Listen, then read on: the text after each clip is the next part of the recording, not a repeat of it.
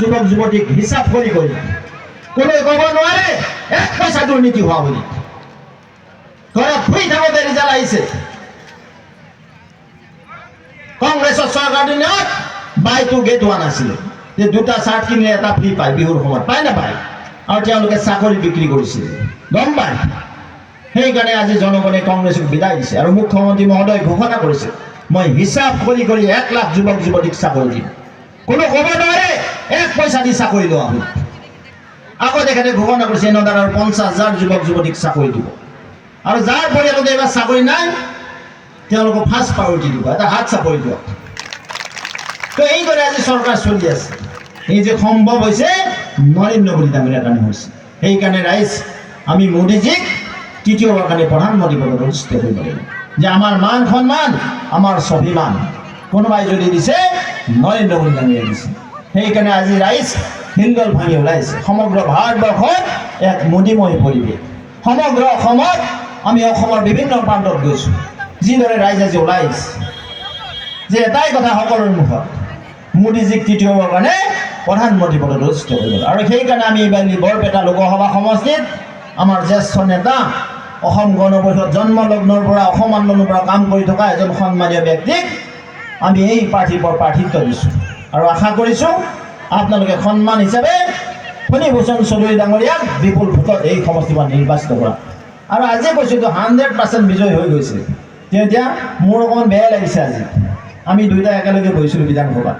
মই সিদিনাখন লগ পাই কৈছোঁ, দাদা আপুনিতো দিল্লীতে যাব, আমি তাত দিছপুৰতে বহি থাকিব লাগিব। বুজি পাইছেনে কথাটো? যে তেখেত দিল্লী গ'ল, কেৱল আনুষ্ঠানিকতা বাকী আছে। ইমান প্ৰখৰ ৰ'দকো আপোনালোকে ইয়াত বহি আমাৰ চৌধুৰী ডাঙৰীয়াক আশীৰ্বাদ দিয়াৰ কাৰণে ইয়াত উপস্থিত হৈছে, তাৰ বাবে মই ধন্যবাদ জ্ঞাপন কৰিছোঁ। যে এইবেলি অনা কংগ্ৰেছী বিধায়ক এজন, সাংসদ এজন আপোনালোকে পাবলৈ গৈ আছে নাই কওক?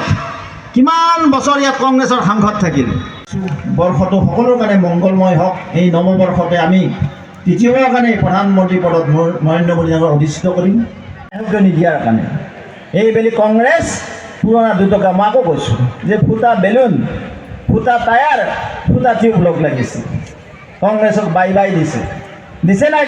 তৃতীয় পৰ্যায়ৰ নিৰ্বাচন যিহেতু 7 মে' তাৰিখে হ'ব, অহা 5 তাৰিখে প্ৰচাৰ অভিযান 5 বজাত সমাপ্ত হ'ব। আৰু সেই নিমিত্তে আমাৰ ভাৰতীয় জনতা পাৰ্টি অসম গণ পৰিষদৰ জ্যেষ্ঠ নেতৃবৃন্দ, সন্মানৰ মুখ্যমন্ত্ৰী মহোদয়, দুয়োটা দলৰে সাংসদ বিধায়ক সকলো প্ৰচাৰ তুংগত তুলিছে। আৰু এইবেলি 3 নং বৰপেটা লোকসভা সমষ্টি বিপুল ভোটত ফণীভূষণ চৌধুৰী ডাঙৰীয়া আমাৰ মিত্ৰগোষ্ঠীৰ প্ৰাৰ্থী নিৰ্বাচিত হ'ব। আৰু 4খন আসনে আমি পাবলৈ যাম। কিন্তু কৈছোঁ ধুবুৰীত কণ্টেষ্ট হ'ব। ধুবুৰীত কি আজমলৰ ঝড়ফুকৰ ৰাজনীতি এইবাৰো চলিব নেকি? আমি তাত কৈছোঁ যে মোদী ডাঙৰীয়াই সবকা সাথ সবকা বিকাশ নীতিৰে যোৱা 10 বছৰে ইনক্লুচিভ ডেভেলপ কৰিলে দেশখনক। আৰু নিশ্চিতভাৱে তেখেতে কোনো সংখ্যালঘু সংখ্যাগুৰুৰ কথা কোৱা নাই। না মুছলিম কে সাথ মুছলিম কৈছে, না হিন্দু কে সাথ হিন্দু কৈছে, জৈন কে সাথ জৈন কৈছে। তেখেতে সবকা সাথ সবকা বিকাশ। মোদীজীৰ নেতৃত্বৰ কাৰণে সন্মানৰ ৰাইজ, সন্মানৰ হিন্দুস্তানৰ ৰাইজ আজি ওলাই আহিছে। মই আশা কৰিছোঁ জৰা ফুকাৰ ৰাজনীতি নচলে, বিকাশৰ ৰাজনীতিৰ লগত থাকিব। বিকাশ ত্বৰান্বিত কৰিব লাগিব। মুখ্যমন্ত্ৰী মহোদয়ৰ বলিষ্ঠ নেতৃত্বত অসমত যিদৰে উন্নয়ন হৈছে আৰু মোদীজীৰ নেতৃত্বত দেশৰ যিদৰে উন্নয়ন হৈছে, নিশ্চিতভাৱে ৰাইজ এইবাৰ উন্নয়নৰ লগত আছে। মনোৰঞ্জন তালুকদাৰে অলপ আগত বঙাইগাঁৱতে ক'লে যে AGP BJP এলায়েন্স ভাঙি ওলাই আহিব লাগে। অহাবাৰ তেওঁ হাৰি আছে আৰু কি এলায়েন্স থাকিব? তেওঁ ক'ত থাকিব? তেওঁ এলায়েন্স ভাঙাৰ কাৰণে তেওঁ অসম গণ পৰিষদৰ হেৰি নহয়, এডভাইচাৰ নহয়। দলৰ এডভাইচাৰেহে কয়, তেওঁ উপদেষ্টা নহয়তো সেইটো দলৰ। তেওঁ বামপন্থীয়ে শেষ কৰিলে দেশখন। ক'ৰবাত এটা কৈ কিবা জিতিলে, আকৌ হাৰি আছে অহা বছৰ। তেওঁ পাৰ্লিমেণ্টটো বাদ দিয়ক, বিধানসভাতে হাৰিব। ইয়াতো নোৱাৰে, তেওঁ ছিকিউৰিটি ফৰবিট হ'ব। কংগ্ৰেছ ফুটা বেলুন ক'ত বায়ু থাকিব? আজি অৱস্থা সেয়া হৈছে।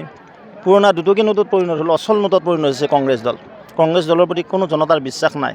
কেৱল পৰিয়ালবাদ, দুৰ্নীতি, ভ্ৰষ্টাচাৰৰ সাগৰ আছিলে কংগ্ৰেছ। ভ্ৰষ্টাচাৰৰ সম্ৰাট আছিল কংগ্ৰেছ। তাৰ কাৰণে হিন্দুস্তানৰ জনগণে কংগ্ৰেছক এভইড কৰিছে, বাই বাই দিছে। ৰকিবুল হুছেইনৰ জিকাৰ কাৰণে কিন্তু অখিল গগৈ, লুৰিণজ্যোতি গগৈ সকলোৱে অখিল গগৈ এতিয়া তেওঁৰে প্ৰশ্ন আহি পৰিছে।